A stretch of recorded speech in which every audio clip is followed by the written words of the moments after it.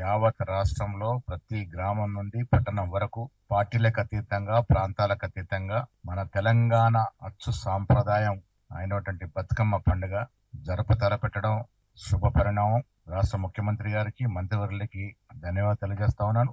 కాంగ్రెస్ శ్రేణులు ప్రతి గ్రామంలో విధిగా 9 రోజులు ఎంగిలి పువ్వుల బతుకమ్మ మొదలుగాను సద్దుల బతుకమ్మ వరకు వెన్నంటూ ఉండి ప్రభుత్వ యంత్రాంగంతో చేయి కలిపి బతుకమ్మ నిర్వహణలో ఎక్కడి నుంచి కూడా లోటుపాటు లేకుండా చూసుకునే బాధ్యత కాంగ్రెస్ శ్రేణులు తీసుకోవాల్సిందిగా నేను విజ్ఞప్తి చేస్తా ఉన్నాను.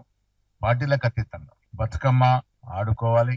ఏళ్ల నుండి చాలా మంది కొత్త వారికి బతుకమ్మ అంటే 2002 నుంచి మొదలైన అపోహ ఒకటి ఉండింది.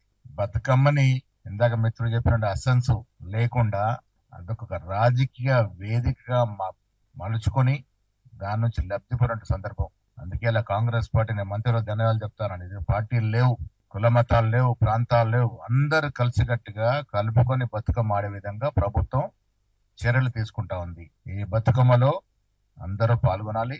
బతుకమ్మ పండుగని రాజకీయం చేయొద్దు. రకరకాల పాటలతో రాజకీయం చేసే ప్రయత్నం చేస్తా ఉన్నారు. ఇది మంచి పద్ధతి కాదు. ఇది తెలంగాణ, అచ్చు తెలంగాణ పండుగ. ఇది ఆ తెలంగాణ ఎసెన్స్ తోనే అందరూ కూడా కలిసికట్టుగా ఈ పండుగ నిర్వహించుకొని తెలంగాణ సాంప్రదాయాన్ని చాటి చెప్పే విధంగా ప్రభుత్వం ఏర్పాట్లు చేస్తూ ఉంది, వసతులు చేస్తూ ఉంది, అన్ని సౌకర్యాలు ఇస్తూ ఉంది. విధిగా మా మహిళా సోదరులు అందరూ కూడా బతుకమ్మలో 9 రోజులు పాల్గొనాలి. ఫైనల్ డే రోజు ఉత్సవంలో కూడా మీరందరూ పాల్గొనాల్సిందిగా నేను విజ్ఞప్తి చేస్తా ఉన్నాను. మా హనుమంతరావు గారు ఏళ్ల తరబడి నుంచి బతుకమ్మ కుంట గురించి మాట్లాడుతా ఉన్నారు. వారి గురించి మీకు తెలిసిన చిన్న ఎక్కడనైందా అంటే ఉరికెత్తిపోయి ఆ సమస్య మీద పడి ఈ వయసులో కూడా పోరాటం చేసే తత్వం ఉంది.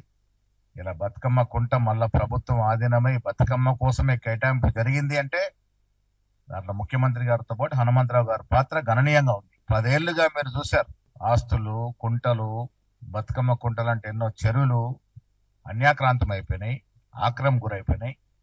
దాని కారణంగానే దూరదృష్టితో ఇవాళ హైడ్రాన్ తీసుకురావడం జరిగింది.